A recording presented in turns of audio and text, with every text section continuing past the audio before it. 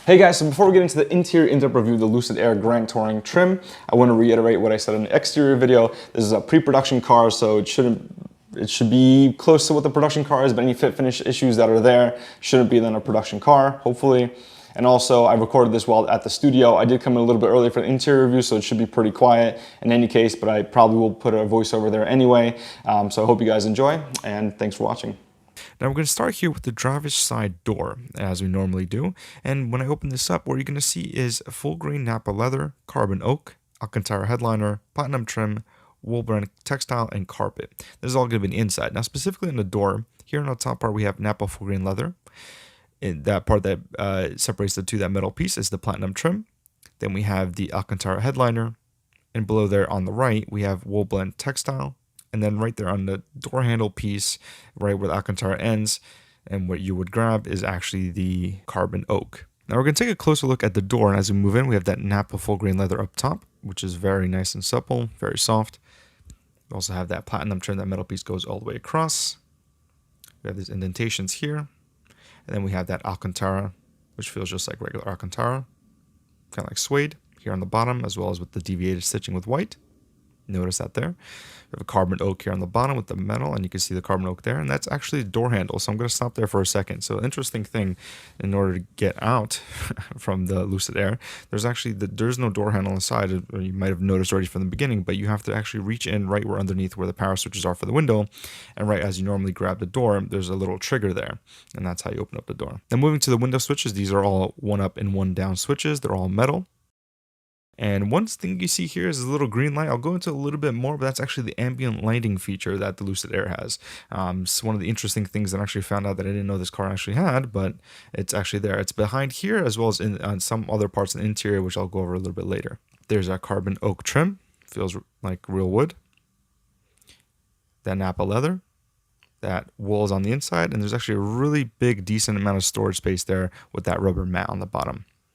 Now we'll move on to the seat controls. Now, I know this on the first glance looks like there's not much going on. There's not a lot of functionality. There's not a lot of stuff you can move around here, but there actually is, even though it may not look like it. And it actually works either with the physical buttons or the main screen. The main screen actually has a lot of other options, which I'll show a little bit later in the video, which you can control. And there's a lot of stuff that you can actually do. So let's see what we can do with the physical controls. So the top part here, we could just move back, which moves the top portion of the seat back or forward, as you have in any normal car. Here on the left, we have our lumbar and our bolstering support. So in and out moves the bolstering, and then also the lumbar support moves in and out as well. Then we have the bottom part here, which moves the seat forward and the seat back, as well as tilts the seat down and tilts the seat up. Now again, as I mentioned, I'll show you more on the screen because that's actually where all the different controls are located. We'll take a look at the side still here. We have Lucid all the way across in metal. We also have the California longitude and latitude there on the left. Taking a little bit closer look at the seats themselves, we have some piping as well as some stitching there.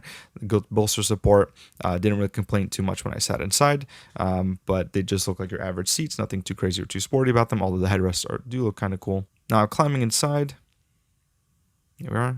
Just going to close that door. Boom. And there you go. Again, as I showed in the exterior feature, there's that soft closed door feature. You can see a little bit of that ambient lighting feature there. We'll start off here on the left of the vent, AC vent. You could twist it on or off, so open and close or up and down. Move it there. This is that wool. So I didn't actually initially know where they were going to put this. I thought it was just going to be on the door, but the whole underside underneath the actual dash itself is all of that wool textile material. So it kind of feels like one of those old-timey couch or chairs. Wouldn't say it's uncomfortable. It's just a different type of material that's used here. I think it works quite well. We also have that metal material here, that platinum trim that goes across and acts as a trim, as the name suggests. And also we have that carbon oak that's on top here right underneath the vent. Now here's the first time we're actually going to start looking at the entire screen that we have right in front of the driver. We have huge curved display, but we have three main screens, the left, the middle, and the right, specifically in front of the driver, not counting the main screen that's on the bottom.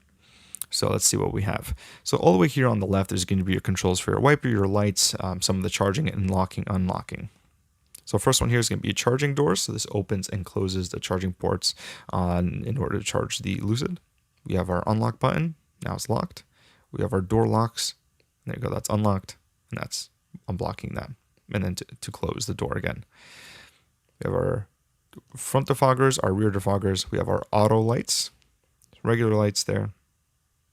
Or fog lights, should I say, high beams, Now we have our wipers here. This is kind of interesting. It took me a little bit of a second to figure this out.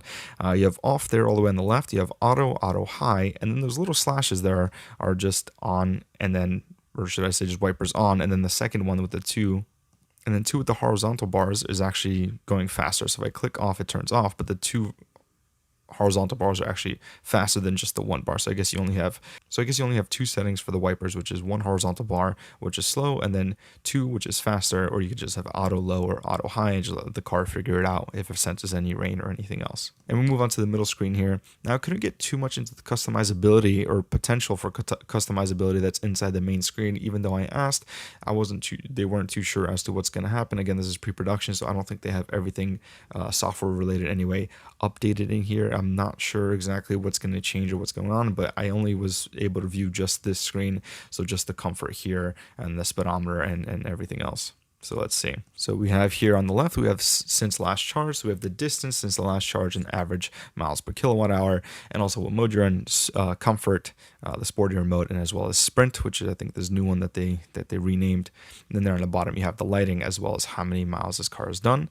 Then here on the right you have your miles per hour, your speed limit, also your state of charge, or how much battery you have left, or the mileage as well. Your power and how much you're regenerating. It'd be interesting to see how that works. You have your park, reverse, neutral, and drive. And then you have all your other different lighting that you have there. So you have the collision warning, the parking, the airbag, and lane departure. There on the right, you just have air, and then you can see you have the traction control off, which, is always a fun time.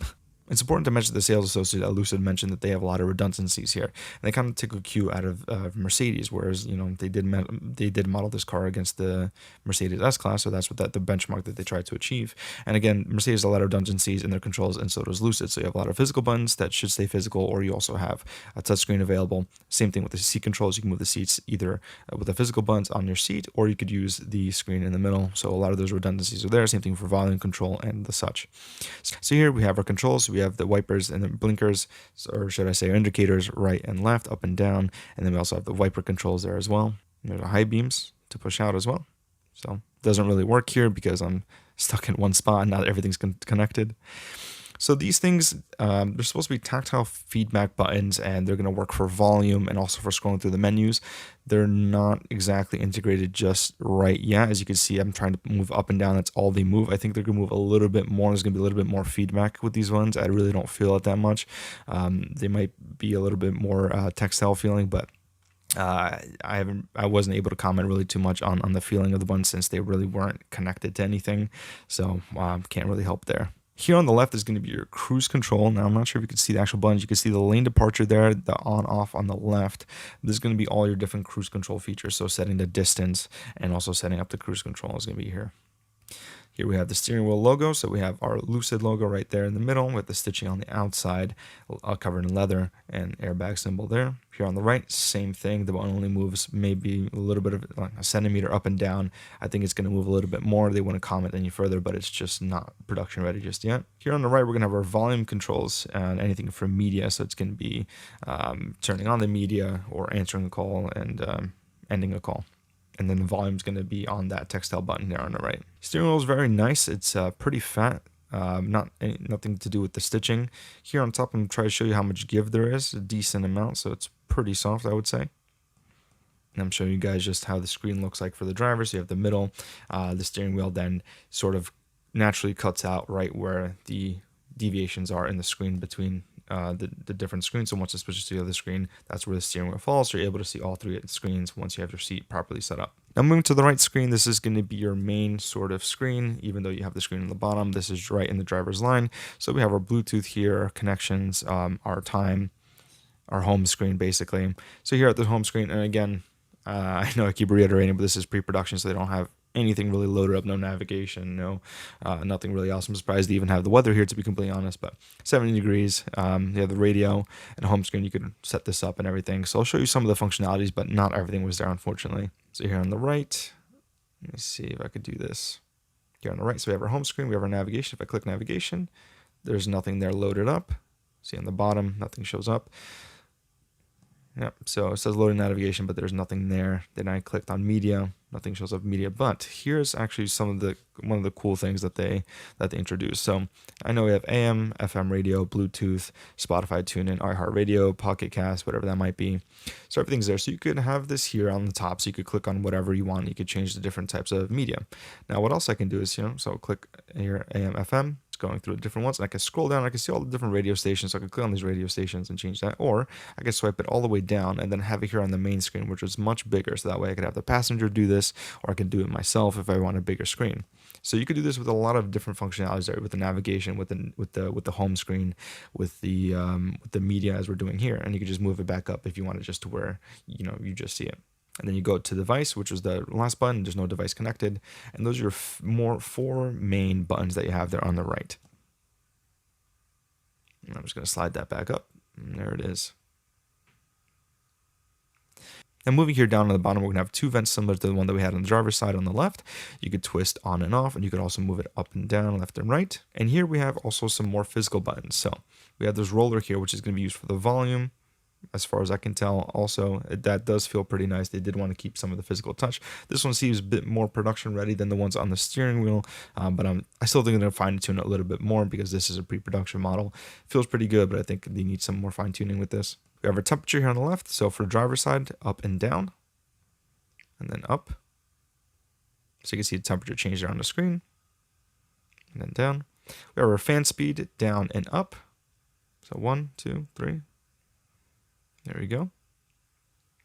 Scroll. And then you have the same buttons there for the passenger. Now we're going to get to the main screen. So this huge screen that we have, and this is going to contain really the bulk of what we're going to be going through today. One thing, and this one party trick that I really want to do ever since I've seen the Lucid videos, is this thing where you kind of press the button and it hides inside the car. So you have a storage space and you bring it out. Now the funny thing is, on the storage space, on the stock photos, they have some woman who has a DSLR camera in there. I don't know who carries that, but whatever, I don't. But it's a funny thing to have there. So what you do here is actually just hold the button down there for a couple seconds. So just 1, 2, boom, it goes up, in, and there's your storage space. It is a deep space. You could have maybe about a foot of space there going all from lengthwise. So you could fit a good amount of stuff in there. Not much else. There's a little bit light there, but no charging pads or anything. That's a little bit further down. And then you just press that button there, 1, 2, and it comes back out. Works pretty well. And before we get to the screen, I'm going to move around the outside. We have that plastic trim. Here's our cup holders. One thing I will say about the cup holders, they're a little bit shallow, and it's the same problem that Mercedes had too. You have a huge drink, and I know this might be a American problem, but sometimes you have a really tall drink or a tall coffee mug, whatever you want to call it, or flask, anything. You don't have enough support on the bottom. When you go through the turns, and they kind of do fall over here and there. So having something that's deeper and having that support is a little bit better, but that's just one tidbit. We have that really soft, again, Napa leather with the stitching here on the center console. Move that up. Okay, here we go. And this is actually going to be our charging pads, or should I say charging sleeves or pockets. I'm not exactly sure what they're going to call these things, but they're pockets here in any case. And what you do is you just slip your phone in there, and that pocket there keeps the resistance on the phone, so it doesn't move that much when you're accelerating or doing, any crazy turns or whatever. We just put it there. It doesn't seem like a lot of space, but it looks like you can move them. It does have some give, but it's quite strong. And I did test it with the sales rep's phone. It does work. It might not work with all phone cases, but that's any charging pad really. You do have some extra space there. And then you also have your micro USB and regular USB.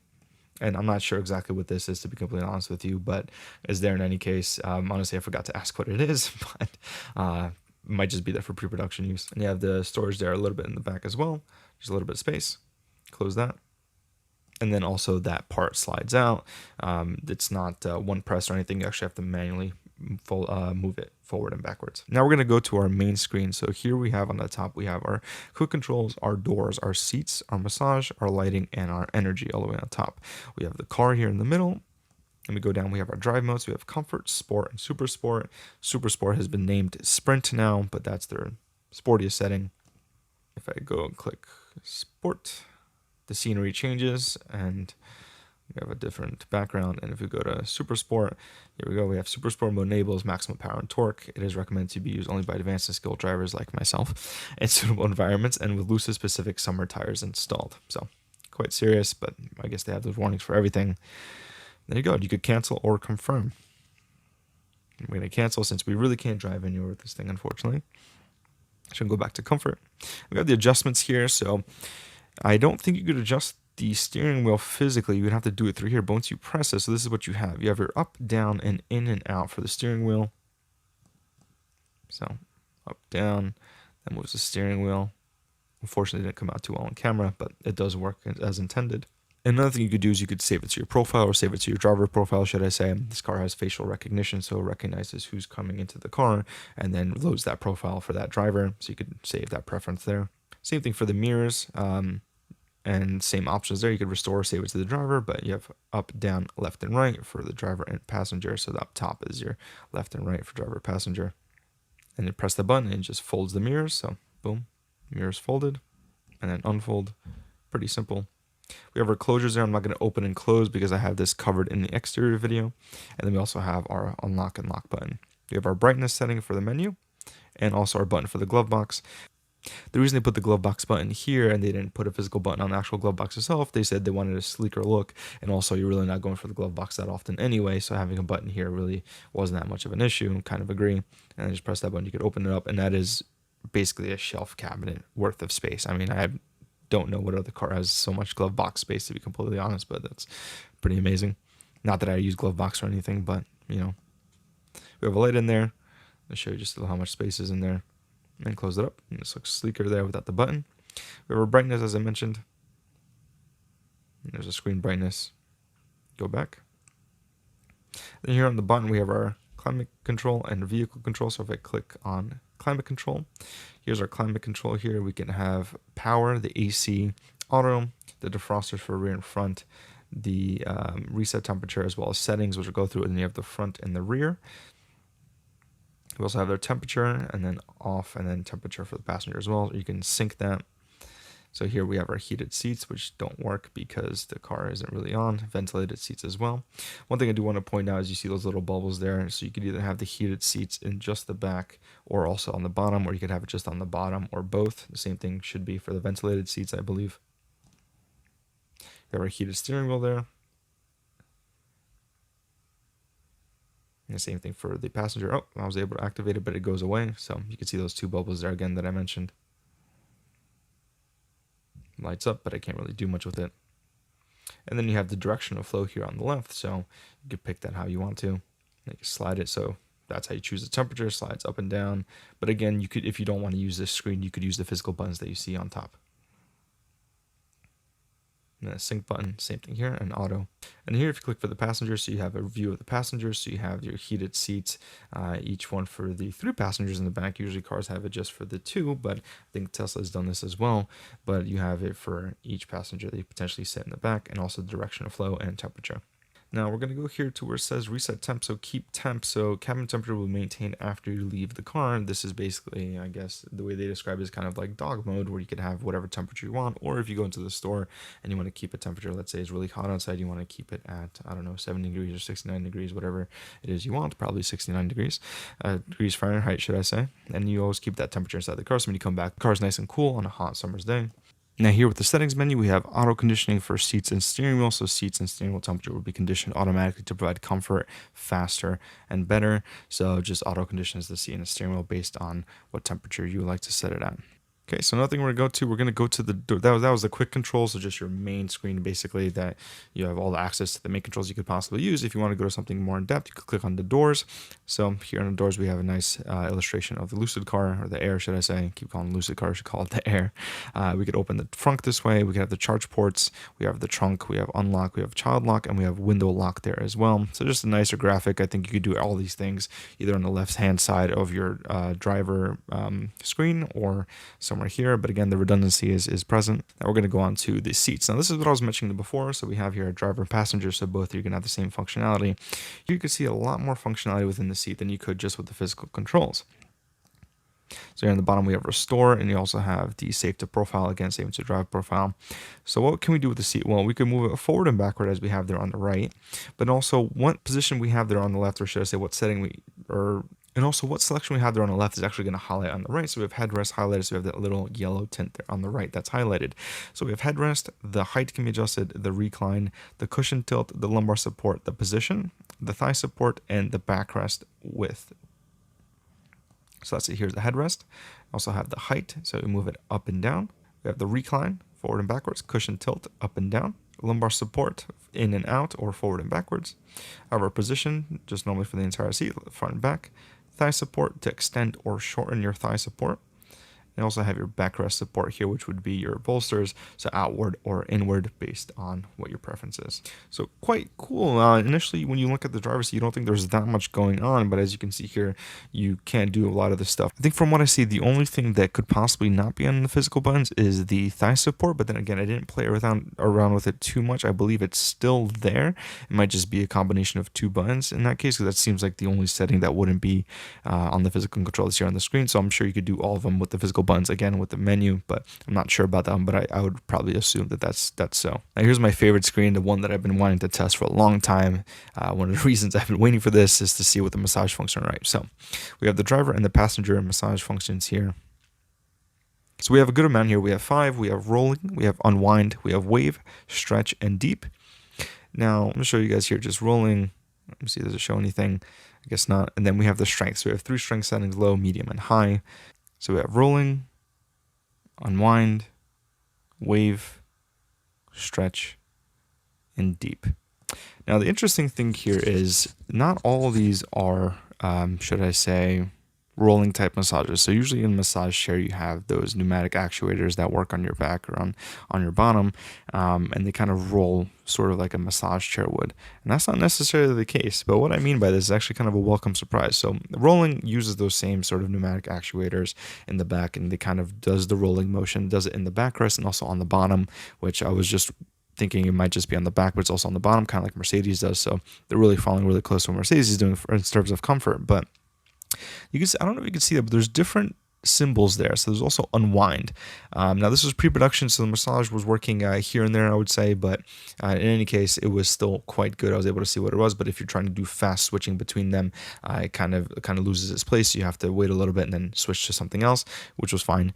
But now the unwind doesn't work the way you think it does. Now there's a weird symbol there. Now what it is actually it's a vibration massage.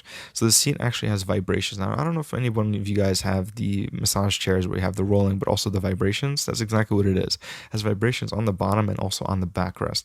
So it vibrates the entire chair based on the intensity that you choose or the strength that you choose. I've never seen this in any type of car. Then again, I haven't been in any Maybach or Rolls Royce, so maybe they would have had those. But I've only known that they have rolling type massages with those pneumatic actuators. I didn't know they actually had vibrations in there. And the goal of the massage really is, to kind of pass the time, or if you're going on long drives to kind of get the blood flowing. But to have different things to mess around with does make the experience that much more enjoyable, I have to say. I wasn't able to test out all these different things, so I see different symbols. So stretch should feel different than wave does, and deep should be much stronger than rolling is. But the one I did try was deep as well as unwinding, so that's how I'm able to tell you guys the difference between those two. Now when I start the massage here, you can see there's a little timer up top that says 20 minutes remaining, and that's how long the massage is going to go on for, in which case you could then restart it again or start a different massage or whatever you want to do. But the reason they put 20 minutes is because they have that advertisement where you're able to basically charge the car to about 300 miles in 20 minutes. So if you're sitting in your car getting your car charged at a charging station, this is something you'd put on, and it typically lasts for 20 minutes, so that's why they chose 20 minutes. Going on to the lighting section. This part, I didn't know they were actually going to include this as part of their ambient lighting and sort of theme section. Now, it doesn't work on the normal sort of color panel that you normally see, or a color wheel. It goes based off of different themes, so let me show you guys. So all the way here, so we have Solitude. Solitude is more of a desert, so you see those whites that kind of go into the browns that kind of go into grays. That's kind of what that looks like. And I'm kind of cheating here a little bit, but you actually have the ambient light that goes from the top here all the way and wraps up top. So kind of like a Chiron, or maybe like a half Chiron, which is kind of neat. But you can see that brown that's up top there. Same thing here on the door. Kind of hard to see in the daylight. And I'm just gonna go through different one, pick something different. But then I realized I should go in order. Inspire, which is more of the ocean, so deep oceans. Escape, which is more glaciers. serene sky, and then wonder is more of those, I guess, lighter deserts. So you're not going to have, it seems, all different colors, just certain themes that they have, I guess, taken from California as they did for the color palette for the car. But I can show you guys here. So inspire, so we could choose blue, and this will change to that blue color. Quite neat, and it goes pretty far back. And if I go into settings, we have ambient lighting. We have additional settings being the overhead light and then the end cap light there. So our last button here is going to be energy. So this is going to be how much miles we have left. So we have an air graphic here with how many miles we have remaining. So we have some buttons here on the bottom. We have begin preconditioning, so we can start preconditioning our battery for charging. We have open charge port as well if the charge port's not open, and we have set charge limit here on the right. And here we have the settings. So this is going to be our main settings. There's a good amount of stuff here. So let's see if I can go through everything, but before I do that, I'm going to click here on the parking sensors, which doesn't work for whatever reason, I think because the car is not fully on, should I say. They don't have the key in here. It's just kind of to have just the menus and everything running, but you can't really actually turn it on, so that's probably why you can't do that. But here I am. So I have on top here, I'm primary driver. We have different stuff here. You can also click edit there on the bottom. There's no VIN or version associated with it, so there's nothing for about vehicle. But if we go to access and profiles, I have my profile there. I have profile detection, manage profiles, create a new profile. This is going to be all for the driver profiles, that facial recognition. They're not, I think I asked a question. I wasn't sure if when I'm approaching the car, if it's able to detect who it is. I know it's going to be able to open the door, or at least the door handles for you when you approach the car once it senses someone with the key approaching, but I'm not sure if it's able to tell who it is just yet. And then you have to wait to actually physically get into the car before it's able to read your face and then kind of detect which profile to pick. If I click on my profile, we have home address, work address, and we could also reset the PIN or delete my profile. Profile detection, so you have detect via key, so connect your key or your phone with your profile, and then detect via Face ID allows your Lucid to recognize your face and sign in automatically. So these are features that you can turn on and off, so you have them there. And there's nothing else there, but here at the bottom we have advanced settings, but for whatever reason it wouldn't let me slide down. Again, pre-production vehicle. So applications here, we have Alexa, so your voice assistant for navigation and for basically anything car related is going to be through Alexa. We also have third-party media apps. So you have iHeartRadio, Pocket Cast, Spotify, and TuneIn Radio. For audio, we have the equalizer, the balance, and the volume. Connectivity, we have Wi-Fi, Bluetooth, hotspot, and HomeLink. Let me click HomeLink. That's good. There's different garages. So as you can see here, you can link up to 15 devices that can be programmed. Now I asked the Lucid rep why there's 15 devices or up to 15 devices can be programmed, as most cars have 3. And he said most of his customers have multiple houses where they have different garages and they want to be able to program all of them. I said that I'm not one of those customers.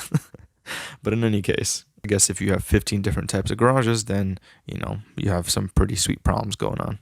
Next, you have display. So you have your themes, your display and accessibility, units, and language. So if I go into themes, I can't really do that, but I can go to display and accessibility. So we have dark, light, and auto, the brightness, screen cleaning. So if you press that, you just disable the touch feature so you can clean the screen. And you can also lock the center console display. On Dream Drive, this is going to be the autonomous driving.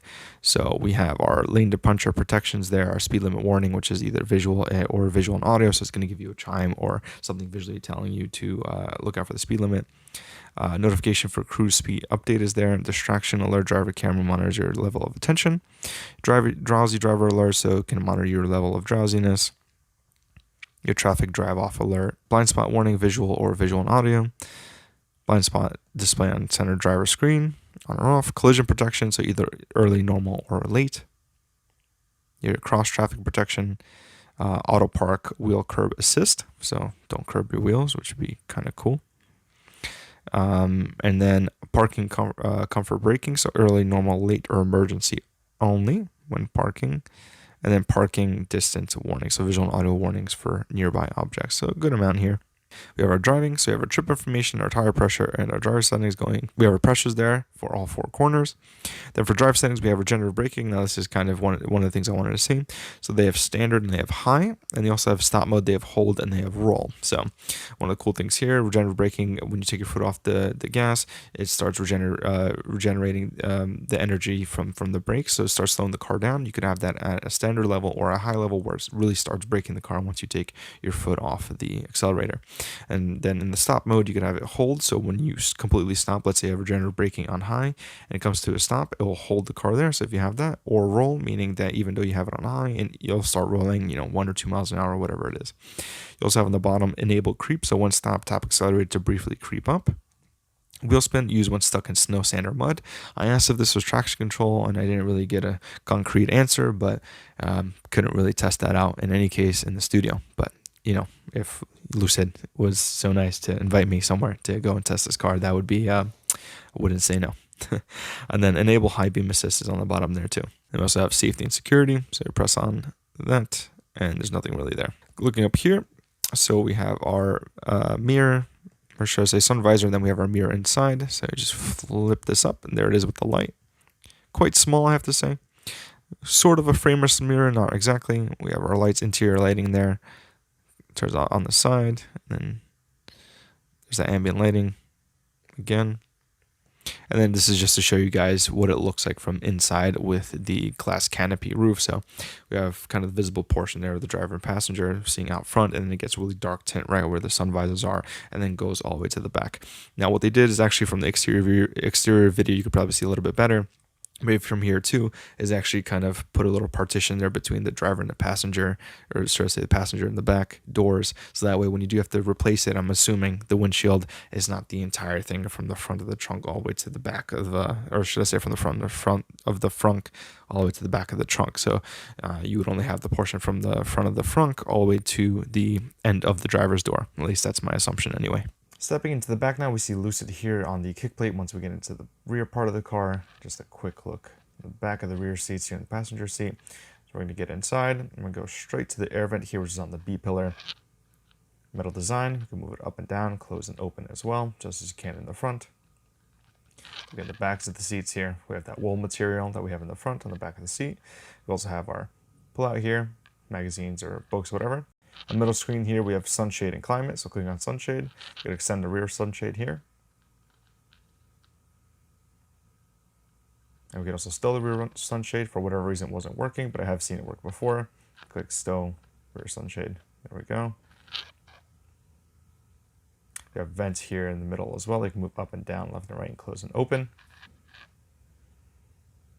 I'm trying to swipe up here. There we go. We can go to the climate section. So we have the heated seats here. We also have, you can see in the middle, we have the 3 heated seats for each person sitting in the back, so for 3 people. We have our temperature, automatic. We can have AC on. We have the synchronized. We can also have which direction airflow we want to go. So a lot of customizability here in the back. We have a little storage space right here. Not sure what you put there, but it's there in any case if you need it. With a little bear symbol, which would be from California. This is a California-based company. This is the view from the back. We also have that glass roof up top. Nice leather handle in the back, a light. I'm looking at the seats here. We're going to pull down the middle partition. Cup holders. And we also have a ski pass-through. Put that back. Okay, so we have our cup holders here. Nice good grip. Again, kind of shallow, but that's okay. Move this part up here. We have some storage. Kind of weird material there on the back of that, or should I say, on the middle part of that, kind of like a gloss piano black material. And some little bit more views here in the carpet down on the bottom. But there's ample legroom. I do have to say, you don't sit upright. You kind of are reclined just a little bit. And this is your view from the back. Just a little bit more about the reclining. I know that Lucid wanted to create the executive package, which they were going to have actual reclining seats all the way in the back. This is for someone who's being chauffeured around. But the legroom is more than ample. It's a lot of space. It's not uncomfortable to sit in there. You're not sitting up completely straight, so I think that adds to the comfort. And the last thing here, so one click up and down rear windows. But if you double click, what happens is a little part that opens up here, and you get a rear sunshade that comes up, which is pretty neat. Not something I knew this car actually had. And then if you double click down, sunshade goes down, and then you just one click down and you get the window that goes down.